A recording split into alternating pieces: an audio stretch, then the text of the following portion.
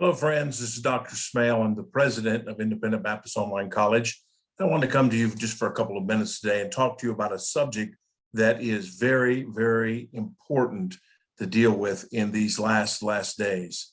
The Bible tells us in Psalm chapter 12, verse number 1, help, Lord, for the godly man ceaseth, for the faithful fail from among the children of men. Then we read over in Psalm 89 and verse number 33, nevertheless, my loving kindness will I not utterly take from him, nor suffer my faithfulness to fail. Here's a term that almost seems a contradiction, an oxymoron, if you will. Faithfulness failing. How, if you're faithful, can you fail? And this is a challenge that we face in these last days. It's a tragic phrase that David, the great psalmist, is talking about. And I don't know about you, but if things fail, they bother me. I'm talking about good things. If bad things fail, then we're almost happy that they're not succeeding. If they're evil things, sinful things, wicked things. But when there are things that are good, the last thing we want to do is see them fail. We want to see them succeed, particularly in the Lord. Do you know one of the great character traits of God is his faithfulness? The Bible tells us, great is thy faithfulness in Lamentations chapter number 3. And there are dozens of times in which we're told that God's faithfulness is true and sure, just like what we read in Psalm 89 and verse 33, that his faithfulness will not fail. Can I tell you that at 62 years of age, the older I get, the more I marvel at the faithfulness of God. It is true. He is extremely faithful. In fact, he is the epitome of faithfulness. Many people think faithfulness is 7 out of 10 or 8 out of 10. In fact, we put somebody in the Hall of Fame in baseball if they get 3 hits out of 10 at bats. But the truth is God's faithfulness is 10 out of 10. It's every time. He never misses. And yet, when it comes to man, the faithfulness of man is greatly lacking. In fact, it is fast becoming an endangered species. Proverbs 20 and verse, most men will proclaim everyone his own goodness, but a faithful man who can find? A faithful man. Who can find the faithful man? What it's talking about is there are a lot of people talk about what they used to do and how they used to live and what they used to do for the Lord, but who's doing it today? I tell you that in these last days before the return of our Lord, faithfulness has decreased even more. And you see it everywhere, in virtually every church, in every ministry, in every aspect of the work of God. Faithfulness among God's people is waning, and it's tragic. Jesus even put it this way in Luke chapter 18 and verse number 8. He says, nevertheless, when the Son of Man cometh, shall he find faith on the earth? In other words, when Jesus comes for us in the rapture, is anybody going to be going to church still? Anybody still going to go out and tell the gospel and get people saved, go soul winning? There's still going to be people reading their Bibles and praying. Will people still be holy and concerned about serving God? Is that going to happen when Jesus comes? Tragically, we wonder ourselves. Faithfulness is failing everywhere. The good thing is you don't have to fail when faithfulness fails, but what are we to do when faithful fail? That's exactly what the psalmist David said in Psalm 12:1. Help, Lord, for the godly man, not the heathen, not the wicked or the vile, the godly man ceaseth, for the faithful fail from among the children of men. What are we to do when the faithful fail in our presence and in our churches and in our ministries? Well, let me give you 7 quick things, what you should do when the faithful fail around you, whether they be in your family, whether they be in your church, whether they be in your neighborhood, however you find them. If they've been faithful and they're failing today, what should you do? Number 1, check your own level of faithfulness. Make sure that you are being faithful. I think there are many people that are kidding themselves and believing themselves to be faithful, and yet they have excuses for about everything. And they aren't quite what they once were, and yet they believe they have been faithful. And I think that this is a good time when you find out, you hear about some preacher, some faithful bus captain, some solid soul winner, some family, some church, whatever it is, it's failed. I think it's time for you to check your own faithfulness. What is your faithfulness now? It's easy for us to spot others, but what are you doing in the area of faithfulness? So that's the first thing. Check your own faithfulness. What should you do when the faithful fail among you? Don't quit just because they quit. Don't quit just because they quit. I've watched a lot of people walk out of the things of God just because they had somebody they were close to, or somebody they trusted, or somebody they had confidence in that walked away. Well, just because they did don't mean you do. Don't quit just because they quit. Here's the thing about it. Others will fail if you fail. This is the damage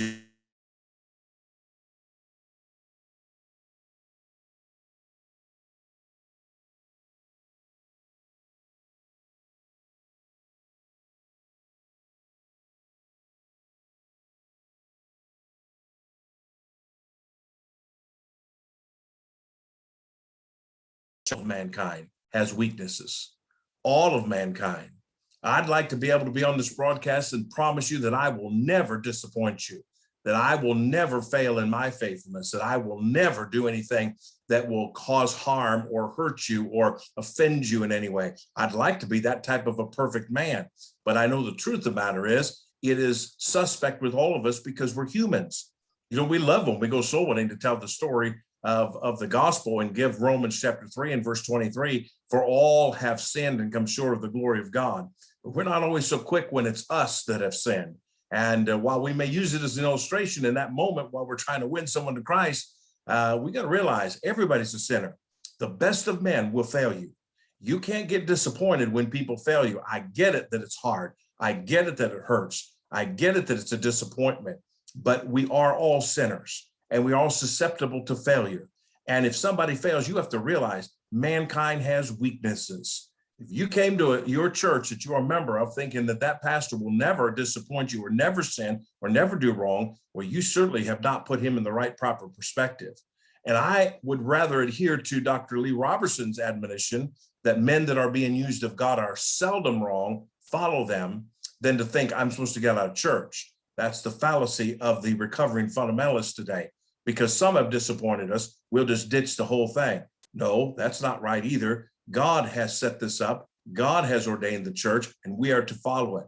And even if somebody in leadership or somebody that's a highly trusted Christian in your church fails, it doesn't mean you're supposed to fail. And it surely doesn't mean that you should be disappointed in the sense of walking away and quitting. No, you've got to realize all of mankind has flaws, and the best of men will fail. So faithfulness will happen in a failure among sinners. Number 4, learn from their mistakes and make the necessary changes. If somebody you know has failed in their faithfulness, then learn what happened. And I don't mean for the sake of gossip and, posting on Facebook and trashing them and writing books about them and being a fool with your podcast. I'm talking about making sure you don't fall in the same line. I've got a good friend, Dr. Tracy Fowler, who pastors the church where I gave my life to the Lord in, where I was married at, the Heritage Baptist Church. And he went in the hospital one day and they put a band on his wrist, and it's a yellow band and it says fall risk. And when he came home, instead of cutting that off, he thought about this. He said, I'm always at a risk of falling because I'm a human being. And he has kept a band, or he's bought a box of them and he's put new ones on, but he's kept a band on that wrist for years now because he does understand at any time he's a fall risk. Every one of us have that potential. And so I have to understand, I want to learn from the mistakes. If I hear of a faithful person failing, I want to find out why did they fail in the sense of making sure I don't do the same thing and learning from those mistakes. Number 5, never evaluate a person's life by their mistakes. Never evaluate a person's life by their mistakes. I've seen people trash people who lived 20 years for God, but in 6 months they didn't, and therefore they ditched everything in their life. That's wrong. David, the great psalmist, when he was chased by Saul and tried to be killed by Saul, at Saul's funeral, David stood up and said that Saul and Jonathan were lovely and pleasant in their lives. And yet this Saul guy was just trying to kill you, nearly did several times. And hated David towards the end of his life, at most of his time at the end of his life. And yet David said he was lovely and pleasant. How could he do that? Because he looked at all of Saul's life. All of Saul's life wasn't the last couple of years. There was far more to it than that. Don't evaluate a person's life by the failures, the mistakes they make. The best of men will fail us, but they have done good things for God, and they have done right things. And what they taught, what they preached, how they lived, if they were faithful Christians, that's true. And even if they failed in some part of their life, It does not negate the truth. The truth is still the truth. So number 5, never evaluate a person's life by their mistakes. Number 6, what to do when the faithful fail. Number 6, put your trust in the Lord. Put your trust in the Lord. I used to have a saying, and I pastored for 30 years. I would tell my congregation, I'm not here for you. I'm here for the Lord. Now that sounds cold and indifferent, but the truth of the matter is I was there for the Lord. Now, because I was there for the Lord, I was also there for them. But I didn't come there because of them. I came there because God wanted me there.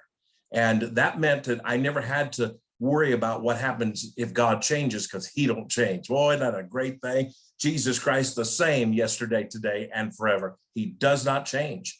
And so therefore, I don't have to worry about it. Now, if you come because there's a certain family there or a couple of people you like, or there's a group of people that are for you, that can change. And I've seen it change, and their faithfulness can fail, and you're in trouble. So put your trust in the Lord. That's the best thing to do. What to do when the faithful fail. Number 1, check your level of faithfulness yourself. Number 2, don't quit just because they quit. Number 3, realize that all of mankind has weaknesses. Number 4, learn from their mistakes and make the necessary changes. Number 5, never evaluate a person's life by their mistakes. Number 6, put your trust in the Lord. And lastly, what to do when the faithful fail. Decide, number 7, decide to die faithful.